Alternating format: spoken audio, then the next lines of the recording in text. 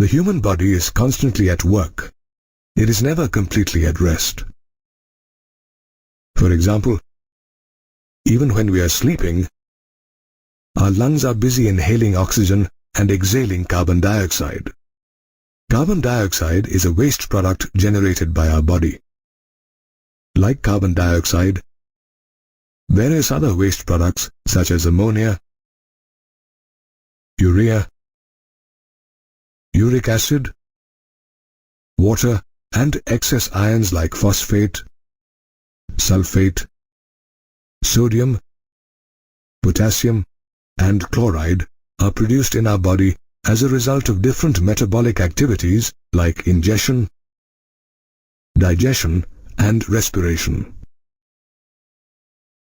These waste or excretory products, if retained in the body, may prove fatal, and so must be totally or partially removed from our body. The process of elimination of metabolic waste products from the animal body is called excretion. Among the different waste products, ammonia, urea, and uric acid are known as nitrogenous wastes. Of these, ammonia is the most toxic and requires a lot of water for its elimination, and is thus excreted only by those organisms that can compensate the loss of water. Generally, bony fishes, aquatic amphibians, and aquatic insects excrete ammonia in the form of readily soluble ammonium ions through their gills or body surface by the process of diffusion. Animals that excrete ammonia are called ammonotelic, while the process is called ammonotelism. As excretion of ammonia requires a lot of water, terrestrial animals have evolved a mechanism to convert ammonia into less toxic forms of urea and uric acid, which help conserve water. Mammals, including humans, and many marine fish and terrestrial amphibians excrete urea. Excretion of nitrogenous wastes in the form of urea is called ureotelism, and such animals are called ureotelic animals. In these animals, the liver converts ammonia into urea by the ornithine cycle and releases it into the blood. The urea in the blood is then filtered by the kidneys and excreted. However, in some animals, a small amount of urea is retained in the matrix of the kidney to maintain the required osmolarity. The least toxic form of nitrogenous waste is uric acid. Though excretion of uric acid involves a lot of energy, it helps conserve water considerably, as it is excreted in the form of pellets or paste involving very little water. Some animals excreting uric acid are reptiles, insects, land snails, and birds. Such animals that excrete nitrogenous waste in the form of uric acid are called uricotelic animals, and the process is called ureotelism. Did you know that in mammals, uric acid is formed by the degradation of nucleic acids and is excreted as a part of urine? As animals excrete nitrogenous wastes in different forms, the structure of their excretory system also varies. The study of phylogeny of the excretory system reveals that primitive animals such as invertebrates possessed simple organs like protonephridia or flame cells, which in the course of time evolved into complex organs such as the kidneys in vertebrates. Flame cells or protonephridia are the excretory structures in animals like platyhelminthes, rotifers, cephalochordates, and certain annelids. Apart from performing the function of excretion, these cells help in osmoregulation or the regulation of the fluid volume and ionic balance in the body. Another excretory structure is the nephridia, found in many annelids like the earthworm. Nephridia are tubular structures that help remove nitrogenous waste and maintain the fluid and ionic balance. Malpighian tubules are excretory structures found in arthropodans such as insects and arachnids. These tubules, along with removing nitrogenous wastes, perform the function of osmoregulation. The antennal gland or green gland is the excretory structure in crustaceans such as the crab and crayfish. This gland performs the function of excretion and osmoregulation. The kidneys perform the main function of excretion in highly evolved mammals such as man. Along with the kidneys, the skin, liver and lungs also help in the removal of certain wastes from our body. Our skin has sebaceous glands that secrete sebum, through which substances like hydrocarbons, sterols and waxes are excreted. This secretion, however, provides a protective oily covering for the body. Like the sebaceous glands, the sweat glands on our skin also help in the removal of excretory wastes. These glands produce sweat, a watery fluid containing sodium chloride and small amounts of substances such as urea and lactic acid. Moreover, sweat also helps to cool the body's surface. Another organ that plays an important role in excretion is the liver, the largest gland in our body. It breaks down drugs and reduces their toxicity by drug metabolism. It also detoxifies ammonia and converts it into urea, which is eliminated by the kidneys. Moreover, it degrades hemoglobin, hormones, drugs and vitamins and adds it to bile as bile pigments bilirubin and biliverdin, which are then excreted through the feces. The lungs are also excretory organs that help in the removal of large amounts of carbon dioxide, a byproduct of cellular respiration, from our body. In addition, the lungs also help in the removal of water. Besides the kidneys, the skin, liver and lungs, saliva too helps in the removal of small amounts of nitrogenous wastes from our body. Therefore, excretion is an important process which is vital for all living organisms. The excretory organelles may differ from animal to animal and have evolved from simple to complex structures based on the needs of the organism. The excretory system is a biological system that helps in the removal of metabolic waste products from an organism. Much of the excretion in man is executed by the urinary system, which constitutes a pair of kidneys, a pair of ureters, a urinary bladder, and the urethra. Of these, the kidneys play a very vital role. They filter blood by removing nitrogenous wastes, regulate blood pressure, and assist in the production of red blood cells. The kidneys are compact, bean-shaped organs on either side of the spinal cord in the lower back. More precisely, they are situated between the last thoracic and third lumbar vertebrae in close proximity to the dorsal inner wall of the abdominal cavity. The 11th and 12th ribs partially protect the upper part of the kidneys. The right kidney, which is near the liver, is slightly lower than the left one, which is adjacent to the spleen. The kidneys are reddish-brown in color. In an adult, each kidney measures about 10 to 12 centimeters in length, 5 to 7 centimeters in breadth, and 2 to 3 centimeters in thickness. Each kidney weighs about 120 to 170 grams. The kidneys have an outer convex surface and an indentation or a notch on the inner concave surface called the hilum,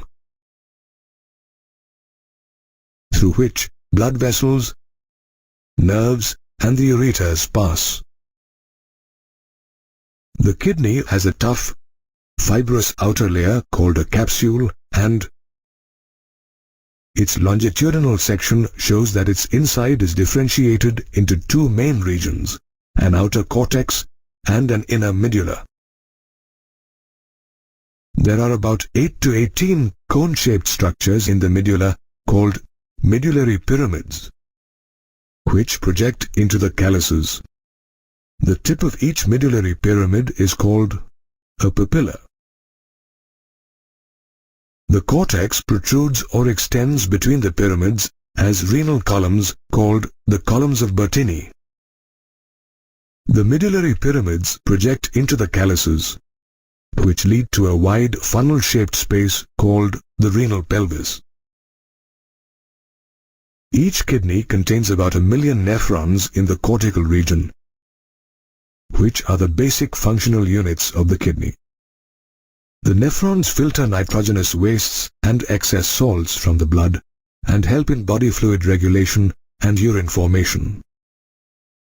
Each nephron has two parts, the glomerulus and the renal tubule. The glomerulus is a ball-shaped network of capillaries formed by the afferent arteriole, which is a fine branch of the renal artery. It performs the first step in filtering blood. The filtered blood from the glomerulus exits through the efferent arteriole.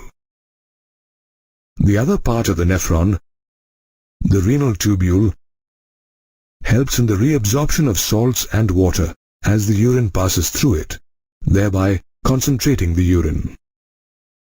The renal tubule begins with the Bowman's capsule and consists of proximal convoluted tubule PCT, Henle's loop, and distal convoluted tubule or DCT.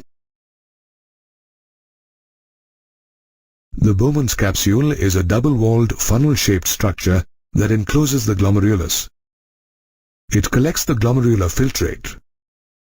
The Bowman's capsule, together with the glomerulus, is called the Malpighian body or renal corpuscle. The Bowman's capsule opens into the proximal convoluted tubule, a highly coiled structure, and is followed by a hairpin-shaped loop called Henle's loop. Henle's loop has a descending limb and an ascending limb. The ascending limb opens into the distal convoluted tubule, which is also a highly coiled tubular structure. The distal convoluted tubules of several nephrons open into a collecting duct. Several collecting ducts converge and pass through the medulla into the renal pelvis, which leads to the ureter. The collecting ducts, along with Henle's loop, lie in the medulla, while the Malpighian body, proximal convoluted tubule, and distal convoluted tubule of a nephron lie in the cortex of the kidney. The nephrons in the kidney are also distinguished as cortical nephrons and juxtamedullary nephrons based on the length of Henle's loop. Cortical nephrons constitute the majority of nephrons and have a very short Henle's loop that just about extends into the medulla, while the juxtamedullary nephrons have a very long Henle's loop that runs deep into the medulla. Each nephron also has a fine network of capillaries called peritubular capillaries, which is formed from the efferent arteriole leaving the glomerulus. A minute vessel from this network of capillaries forms a U-shaped structure called the vasa recta, which lies parallel to the loop of Henle. They are greatly reduced or absent in cortical nephrons. The capillaries of many such efferent arterioles unite to form the renal vein, which joins the inferior vena cava. Let's now study the other parts of the urinary system. The kidney opens into the ureters through the renal pelvis. Each ureter is about 25 centimeters long and carries urine from the pelvis of the kidneys to the urinary bladder. The urinary bladder is a hollow, muscular and elastic organ that temporarily stores urine till it is released from the body. Urine leaves the urinary bladder via the urethra, a tube through which urine is discharged. The urethra is enveloped by the urethral sphincter, which controls the flow of urine from the bladder to the outside. Hence, the urethra, along with the urinary bladder, ureters and kidneys, constitute the human excretory system. The kidney is the major excretory organ in humans, and one of its primary functions is urine formation. Each kidney contains about 1 million nephrons, which are the basic functional units of the kidney, and help in urine formation. Urine formation involves 3 major processes, namely glomerular filtration or ultrafiltration, reabsorption, and secretion. The first step in urine formation is the filtration of blood, which takes place in the glomerulus, and hence the name glomerular filtration. The pressure of blood in the glomerular capillaries forces the blood to pass through 3 layers, namely the endothelium of the blood vessel or the capillary, the basement membrane of the glomerulus, and the epithelium of Bowman's capsule. The epithelial cells in Bowman's capsule, also known as podocytes, are intricately arranged, leaving a few minute openings called slit pores or filtration slits. These slits or membranes help in the filtration of blood, and almost all the constituents of the plasma except the proteins pass into the lumen of Bowman's capsule. A reason why glomerular filtration is known as ultrafiltration. Did you know that, on average, the human kidney filters about 1,100 to 1,200 milliliters of blood per minute, which is about 1/5 of the blood pumped out by each ventricle of the heart in a minute? The amount of filtrate formed in the Bowman's capsule of a nephron due to glomerular filtration in the kidneys every minute is called the glomerular filtration rate or GFR, which in a healthy individual is about 125 milliliters per minute or 180 liters per day. The blood pressure in the capillaries acts as a major force in glomerular filtration. Besides, there are certain intrinsic mechanisms in the kidneys that auto-regulate the GFR. The juxtaglomerular apparatus or JGA is one such microscopic structure that regulates the GFR. The JGA is formed by cellular modifications between the afferent and to some extent the efferent arteriole and the distal convoluted tubule or DCT of the same nephron at their point of contact. The juxtaglomerular cells release renin whenever there is a drop in the GFR, which stimulates glomerular blood flow and normalizes the GFR.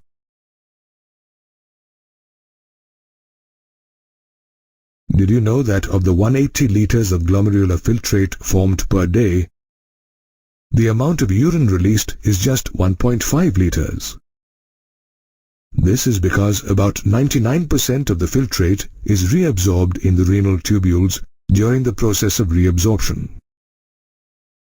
Reabsorption is performed by the tubular epithelial cells present in the different parts of the renal tubule through active or passive mechanisms. While substances in the filtrate such as sodium, amino acids and glucose are absorbed by active transport, nitrogenous wastes are absorbed by passive transport. Water is also reabsorbed passively in the initial segments of the nephron. Apart from absorption, the cells in the renal tubule also selectively secrete substances such as potassium and hydrogen ions and ammonia into the filtrate to maintain the pH and ionic balance in body fluids. This process of reabsorption and secretion occurs in different parts of the renal tubule, namely the proximal convoluted tubule or PCT, Henle's loop, and distal convoluted tubule. The collecting duct also takes part in the process. The proximal convoluted tubule is the section of the nephron situated between Bowman's capsule and Henle's loop. The glomerular filtrate from Bowman's capsule enters this tubule, which is lined by cuboidal, brush border epithelial cells that help to increase the surface area for reabsorption. The proximal convoluted tubule reabsorbs about 70 to 80% of the electrolytes and water and almost all the essential nutrients and vitamins. It also selectively secretes ammonia, hydrogen ions and potassium ions into the filtrate and absorbs bicarbonate to maintain the pH and ionic balance of body fluids. The proximal convoluted tubule is followed by Henle's loop, where minimal reabsorption takes place.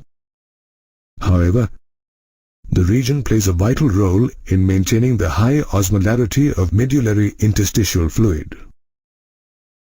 The descending limb of Henle's loop is permeable to water and almost impermeable to electrolytes, which helps concentrate the filtrate as it moves down. The ascending limb is permeable to electrolytes actively or passively, and is impermeable to water. Therefore, electrolytes pass into the medullary fluid and dilute the concentrated filtrate as it passes upwards. Henle's loop is followed by the distal convoluted tubule, where conditional reabsorption of water and sodium occurs. This region helps maintain the sodium-potassium balance and pH level in the blood by reabsorbing bicarbonate and selectively secreting potassium and hydrogen ions and ammonia. The distal convoluted tubules of several nephrons open into a straight tube called the collecting duct, which extends from the cortex of the kidney to the inner parts of the medulla. The duct helps to reabsorb water, thereby increasing the concentration of urine according to the body's state of hydration. It also maintains osmolarity by enabling small amounts of urea to pass into the medullary interstitium.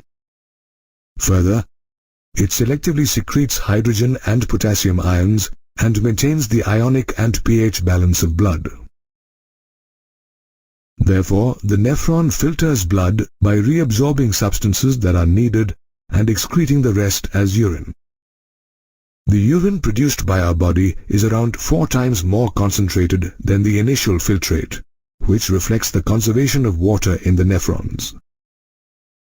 Henle's loop and the vasa recta are the parts of the kidney that help concentrate the urine. A countercurrent is created in both these parts.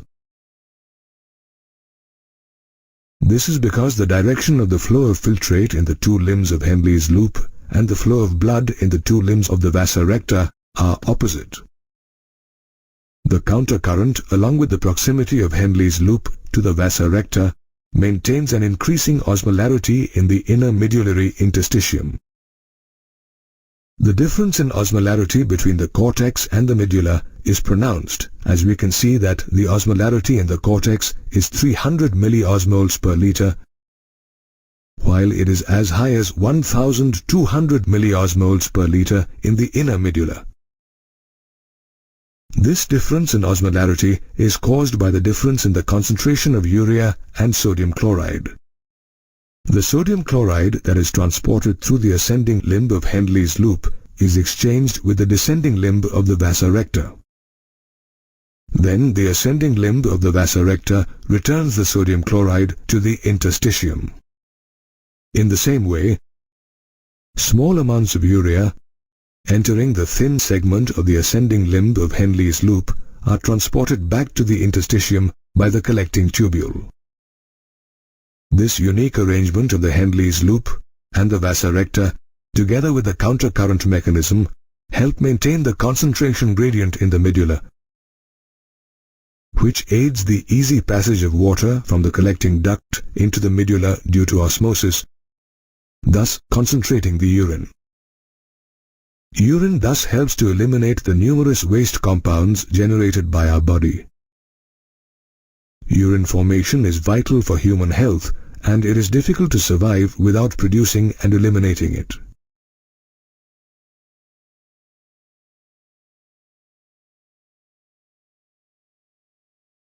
Kidney functions are monitored and regulated by the hormonal feedback mechanisms of the hypothalamus, juxtaglomerular apparatus or JGA, and heart. Our body has several osmoreceptors that are activated by changes in the volume of body fluids, volume of blood, and ionic concentration. An osmoreceptor is a sensory receptor that detects changes in osmotic pressure. For example, a decrease in the level of body fluids activates the osmoreceptors, which stimulate the hypothalamus, which in turn neurally stimulates the neurohypophysis of the pituitary to release the antidiuretic hormone or ADH or vasopressin.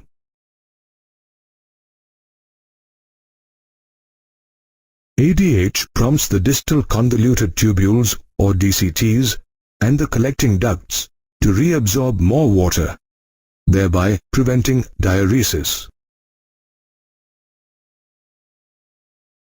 On the other hand, if the fluid volume in the body increases, the osmoreceptors suppress the release of ADH, leading to increased excretion of water in urine. ADH also has the ability to constrict the blood vessels.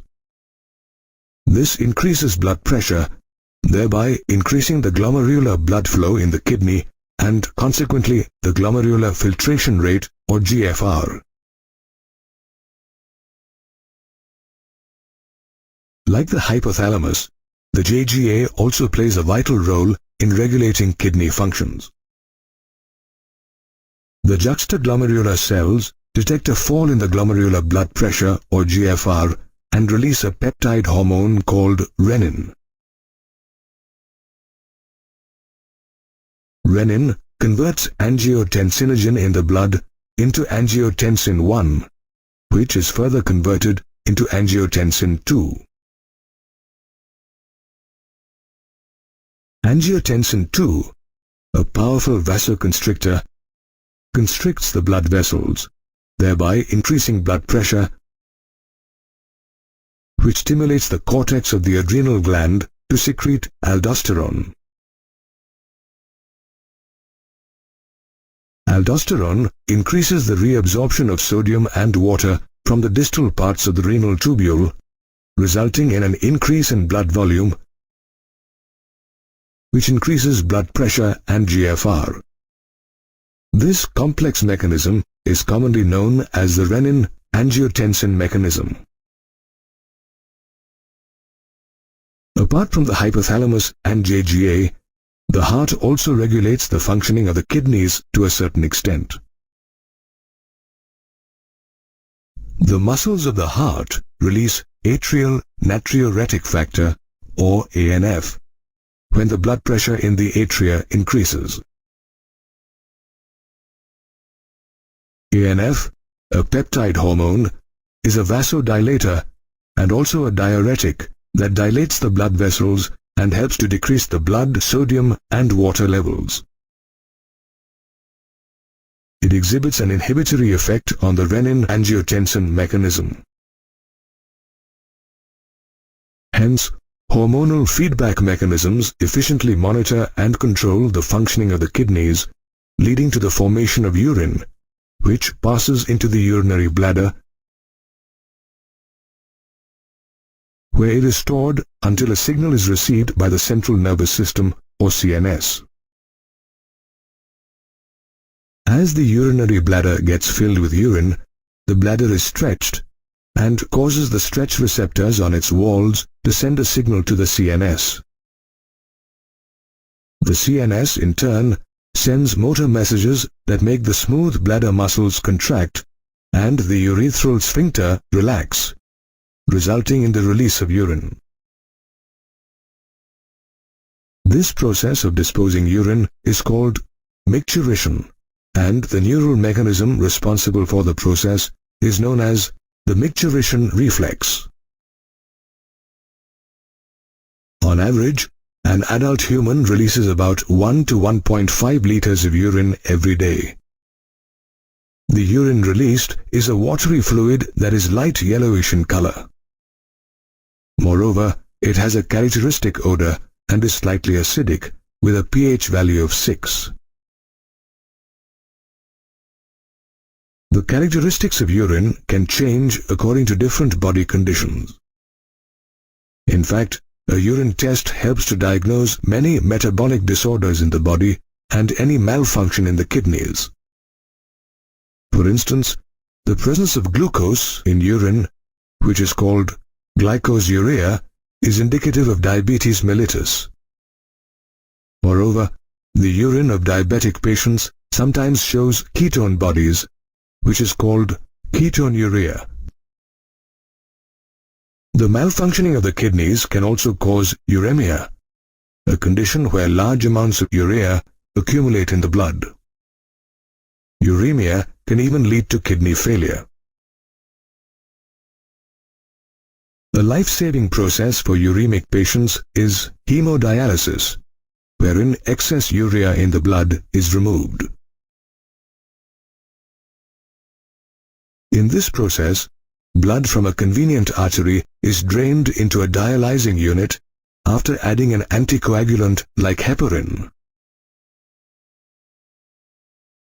In the dialyzer of the unit, a coiled cellophane tube surrounded by a dialyzing fluid with a composition similar to plasma except for the nitrogenous waste is placed.